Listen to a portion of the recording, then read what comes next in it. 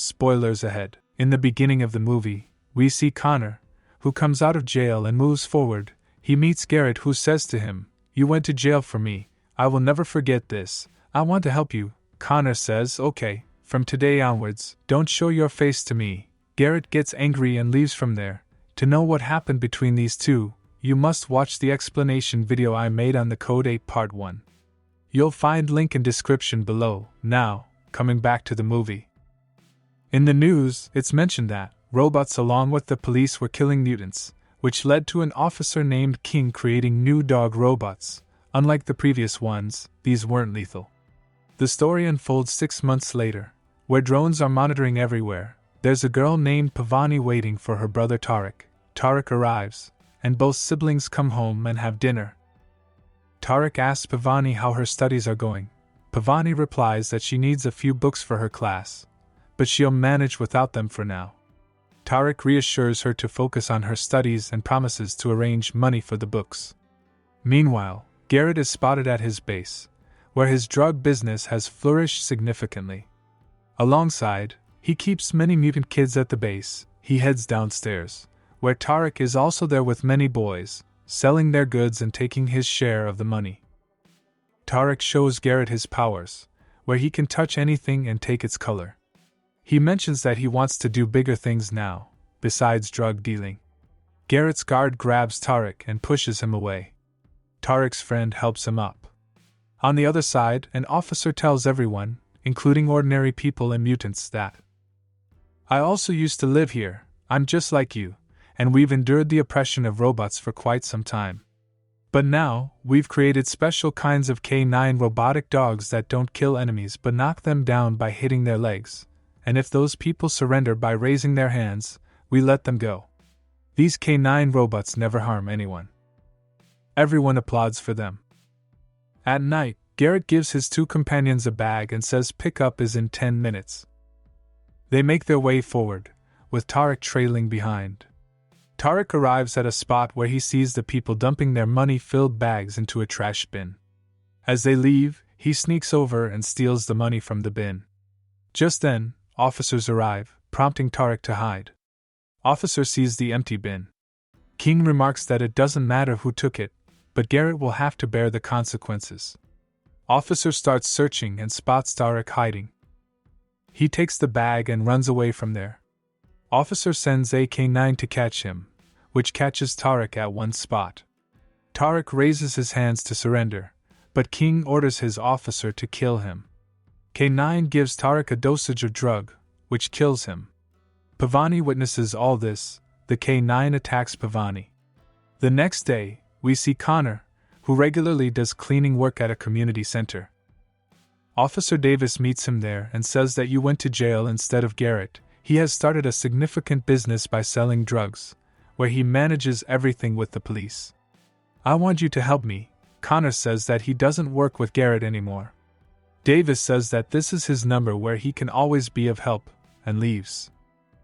Connor meets Mina there, who owns the center. She says that "Who are you cleaning for? No one comes here." Connor says that he's happy here, that's why he does it. On the other side, at the police headquarters, King sees the K9 that killed Tarek. An officer is examining it. They are baffled on seeing Pavani on K9 camera video. The officer mentions that the dog can't be shocked by electricity, and wonders how she managed it. Meanwhile, Connor gets back to work. He spots Pavani in the shed, looking scared. He takes her inside to Mina. She talks to her. Pavani tells Mina everything, mentioning that a police dog killed her brother. Connor assures her that the dogs don't do that, and if they did, how did this girl survive the dog? Just then, an officer arrives from outside. Connor takes Pavani with him. They're recorded by a camera on the back route. They both arrive at Connor's house. It's reported in the news that Tarek was killed due to an overdose recently. Pavani claims they're lying. She then shuts off the TV with her power. Connor realizes that she's a transducer.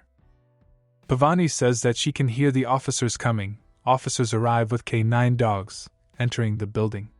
Connor and Pavani flee through the back route, pursued by drones and robots. Connor manages to disable both robots with a powerful electric shock, while Pavani shuts down the drone with her power. They escape, and if you're still enjoying this video, please like, share, and don't forget to subscribe to the channel.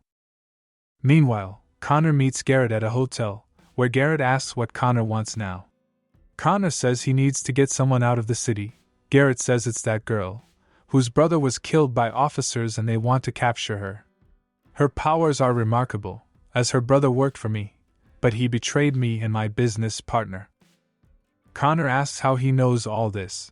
Garrett explains that he made a deal with the police, where they can sell drugs in the city and King takes a cut out of it and does not kill the mutants.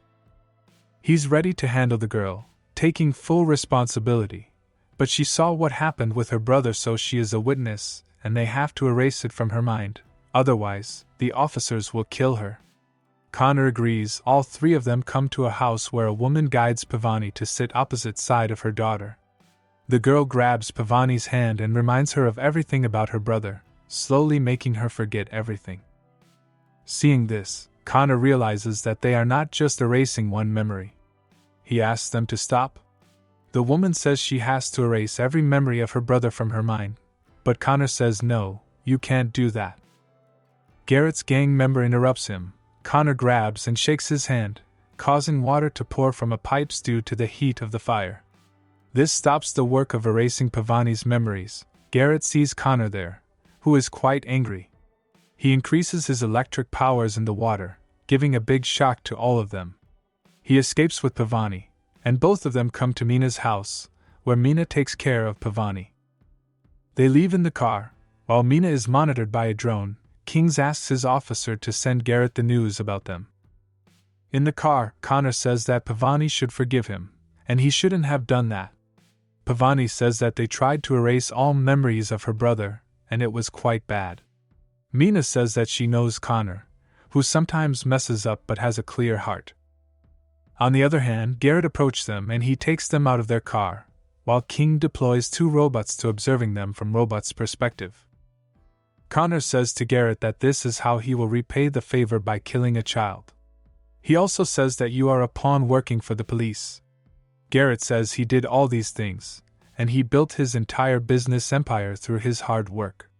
Connor says that before killing this girl, they have to kill him. Garrett doesn't kill him. Seeing this, King orders the robots to attack and kill them all. Robots start firing, killing all of Garrett's associates. Garrett also gets injured. He says that they need to leave together from there. Mina agrees with Garrett and tells Connor to take care of Pavani. Mina moves forward from there, distracting the robots, and the robots kill her. Garrett, Connor, and Pavani flee in the car, with Garrett taking them to the house where he grew up. Connor says that they are stuck here because of him, and they argue. Pavani says that Garrett needs their help because he's injured. Both of them help him. Connor uses his power to extract the bullet from his body, and both of them assist him. After receiving treatment, Pavani asks Garrett if he lived there. Garrett shows her the names of his brothers written there. Pavani asks where they all went. Garrett responds that he's the only one left. Connor suggests that Pavani and he will leave the city, but Pavani insists that those people will search for them like her brother. She doesn't want to run anymore. Connor says he's lost loved ones too, but they shouldn't give up. The next day, they meet with Davis and tell him that they want to punish King for all his wrongful deeds. Davis tells them he's a pretty big officer, with politicians and public on his side. Going after him was the reason that got his partner killed. Connor says there must be a way. Pavani says we'll expose all his bad deeds to the world, as his K9 record everything. Davis says that King has his own private K9 dog that he keeps at home. Garrett says that Pavani can transfer the footage from that dog's memory to another device, and there's a pretty big computer at my base for this purpose. Pavani says, yes, I can do that. Connor also agrees there. All three of them leave from there. Connor and Garrett go to King's house, where they tell his wife that they are from the election committee, as her husband will be contesting elections soon. King's wife lets them in, while on the other side King comes into his garage, locks his dog in one place, and goes inside. Inside, his wife meets him and tells her we have guests. King is surprised to see them. He goes inside, pretending to be nice in front of his wife, Garrett says, "Sir, you're getting into politics, and that's why we've come to talk to you about it." On the other hand, Pavani unlocks the lock in the garage and controls King's K9 dog. This triggers an alert in the police station. They make a phone call at home. As the phone rings, Connor excuses himself and goes to garage, while King's wife goes to answer the phone, and King uses his power to stab Garrett with a knife. Garrett stops him and says, "I knew you were also a mutant, and you just act like a regular person in front of people, but mutants like you don't use their power, and that's why your powers weaken," and he drops the knife there. King's wife comes and tells her that the call was from the office regarding his 9. Garrett exits quietly and King rushes to the garage where his dog is missing. Pavani watches all the footage in the K9 memory in the car, including footage of his brother's death along with footage of other things, and they go to Garrett's base from there, where there is no computer. Connor says, "I shouldn't have trusted you." Garrett knocks down Connor with his power. Garrett says that the cops should be coming. "Now with the footage from this K9 memory, I can blackmail them. I can control them on my terms." Connor says, "That's why I didn't want to work with you." Garrett removes the dog's head and hands it over to his special man below.